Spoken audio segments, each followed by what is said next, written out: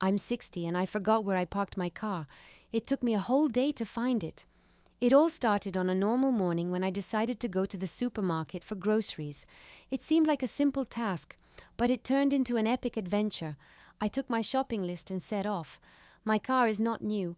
An outsider might think that I like retro cars, but for me, it's just a reliable helper.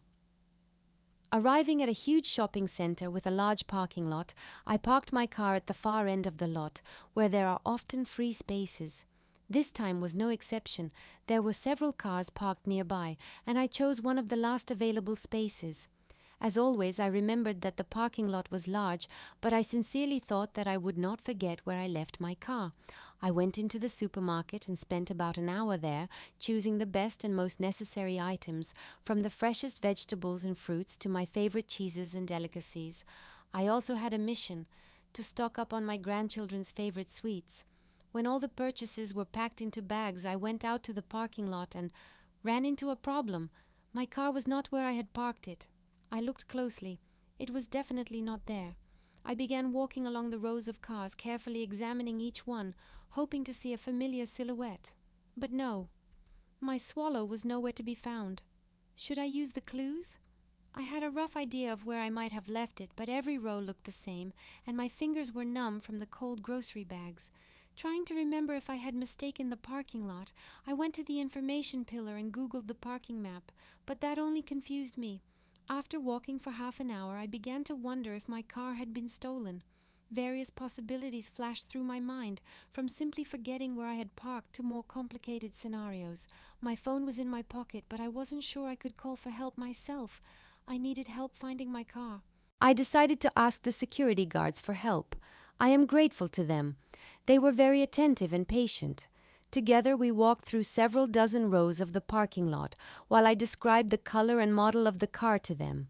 They even helped check the surveillance cameras, but there was no clear record of my car moving anywhere. This only confused me more. Feeling helpless, I tried to call my son to ask if I had made a mistake somewhere. In response, I heard my son joke, "Dad, you're 60 years old and you're getting lost in a parking lot with 100 cars. It's time to buy a car with GPS." I smiled and promised to think about his advice. Meanwhile, my fatigue was growing and my legs were starting to ache. I decided to sit down on a bench. An elderly woman was sitting there and asked me what had happened. As I told her, I couldn't help but laugh. The situation itself was so absurd that it seemed like a good comedy. The woman smiled and said that she also sometimes forgot where she parked and recommended hanging a bright ribbon on the rearview mirror. After resting for a while, I decided to try again with hope. At that moment, a young guy on a bike approached me and offered to ride around the entire parking lot on his bike to get a better view. I agreed because every minute was precious. We rode around, laughing and discussing how it was possible to get so lost. The guy said that he himself had seen an elderly woman park her car and forget where she had left it. In the end, they searched for it together, laughing at the situation. And then, unexpectedly, he said, "Look, there's something shiny on the roof of that car."